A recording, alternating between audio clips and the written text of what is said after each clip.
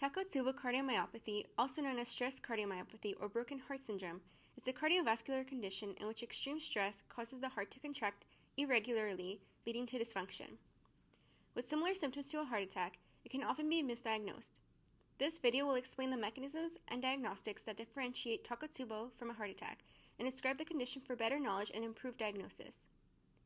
The rate of Takotsubo Cardiomyopathy, or TCM, is steadily increasing over the years. According to a recent study, the incidence rate of TCM was 19 times higher in 2012 compared to 2006, so knowing more about this condition is critical to arriving at the correct diagnosis. Let's look at an example to see how Takotsubo cardiomyopathy appears in the clinical setting. Meg is a 50-year-old woman who looks very good for her age, with no significant medical history. One day when she was home alone, a robber entered her house and demands for her jewelry. Meg is now in an extremely stressful situation. However, the robber leaves after claiming the jewelry. As Meg's husband, Byron, arrives home, he notices her experiencing shortness of breath and chest pain. He immediately calls 911 and she's taken to the hospital. After assessing Meg, the doctor confers with the assisting nurse. She tells the nurse that based on Meg's symptoms, she's likely experiencing a heart attack and orders blood work for cardiac biomarkers, as well as an electrocardiogram, or EKG. Based on the EKG, the doctor is convinced that Meg experienced a heart attack due to the ST segment elevation. However, after assessing the blood work, she noted that although there were increased levels of certain cardiac biomarkers, such as troponin, they were not elevated to the extent associated with classic acute myocardial infarction, which we will refer to as AMI. Based on these conflicting results, the doctor ordered for an angiogram to further assess the AMI.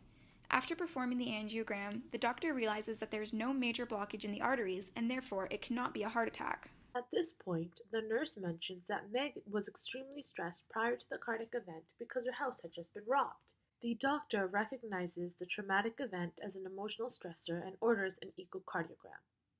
The echocardiogram showed ballooning in the left ventricle, which is characteristic of TCM. These results, combined with the knowledge of Meg's stressful event, helped the doctor diagnose Meg with Takotsubo cardiomyopathy. The doctor returns to the patient room and tells Meg that she is experiencing TCM. She explains how she initially thought it was a heart attack because the EKGs are extremely similar. However, when she saw the blood work result, she began to think it was something else. After analyzing the results of the angiogram, she determined that Meg could not be having a heart attack because there was no major blockage of the arteries. The nurse mentions that she had a stressful event, and then after an echocardiogram, she knew it had to be Takotsubo cardiomyopathy. As you can see, the doctor almost misdiagnosed Meg with acute myocardial infarction because AMI and TCM share the same symptoms, which include shortness of breath, chest pain, and collapsing. Therefore, if a patient presents with these symptoms, it's important to complete further testing, such as an echocardiogram. It is also important to gather background information from the patient, as TCM diagnosis usually involves a predisposing, stressful event. Approximately 75% of people diagnosed with this condition have recently experienced physical stress or a significant emotional experience. An example of physical stress would include recent surgery, asthma attack, or exhausting physical effort. Some examples of emotional stressful events include an unexpected death of a relative or friend, a catastrophic medical diagnosis, or domestic violence.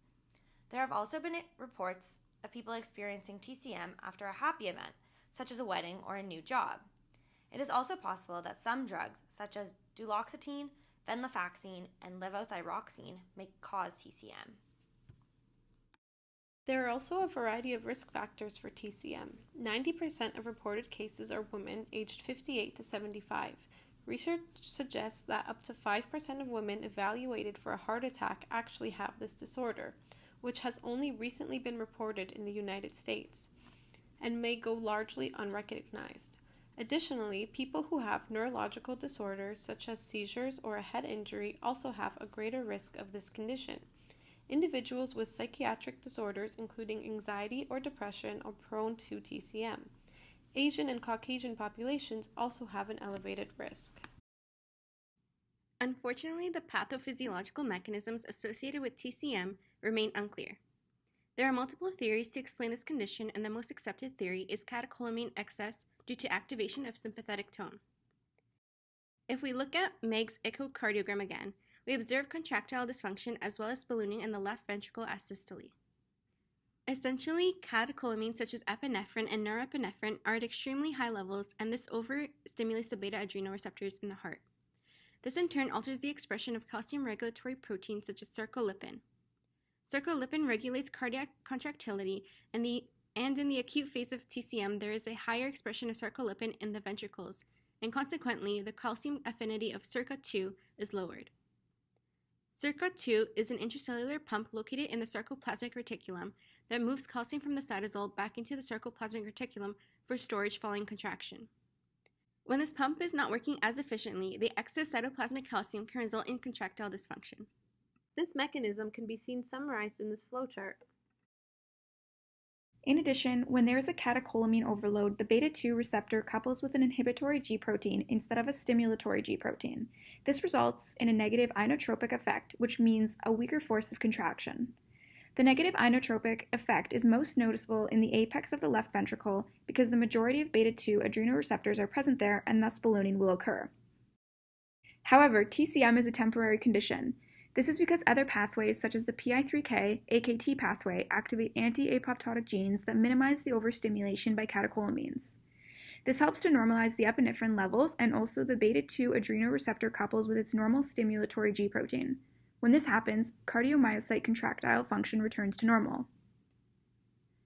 Other theories considered include transient occlusion by atherosclerosis plaque, coronary vasospasm, microcirculatory dysfunction, and estrogen deficiency.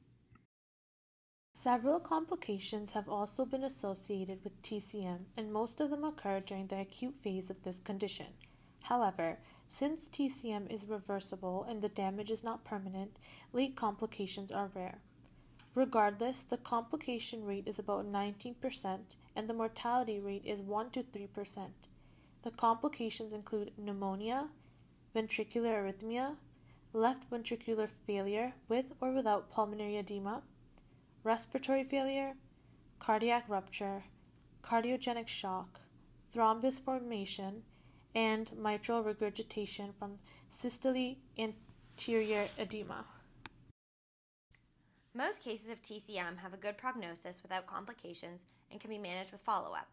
Follow-up recommendations include echocardiography at approximately 4 to 6 weeks after discharge to assess for normalization of left ventricular function. Arrhythmia should also be monitored for at least 2 days. Patients should avoid adrenergic agents to prevent additional catecholamine stimulation, and beta blockers can be used long-term to protect against catecholamine sensitivity. Other treatment options depend on whether there are coexisting complications present. For example, anticoagulants such as heparin and warfarin should be used if an apical mural thrombus is present. If the patient presents with left ventricular heart failure, they may require support with an intra-aortic balloon pump. Angiotensin-converting enzyme inhibitors and diuretics can also be used to treat fluid overload. Although TCM recurrence is rare, it has been reported in less than 10% of cases. To help prevent a TCM event from occurring again, it is important to learn how to manage stress, relax, and cope with problems to improve emotional and physical health, such as participation in physical activity or attending relaxation therapy. As this video has emphasized, Takotsubo cardiomyopathy is becoming more prevalent and thus needs to be understood and recognized by healthcare professionals. It has similar symptoms to acute myocardial infarction, which is why misdiagnosis may occur. Therefore, when a patient presents with shortness of breath, chest pains, and fainting, it is important to incorporate physical and mental history during the initial patient assessment to check for TCM. Taking these factors into account will allow healthcare professionals to use appropriate diagnostic techniques that will help to identify TCM. Check out the link in the description box below for a helpful resource to share with your patients experiencing Takotsubo cardiomyopathy. This support group has nearly 1,000 members and may help them to cope. Thank you for watching, and if you enjoyed this video, subscribe to our channel and give us a thumbs up. Thank you.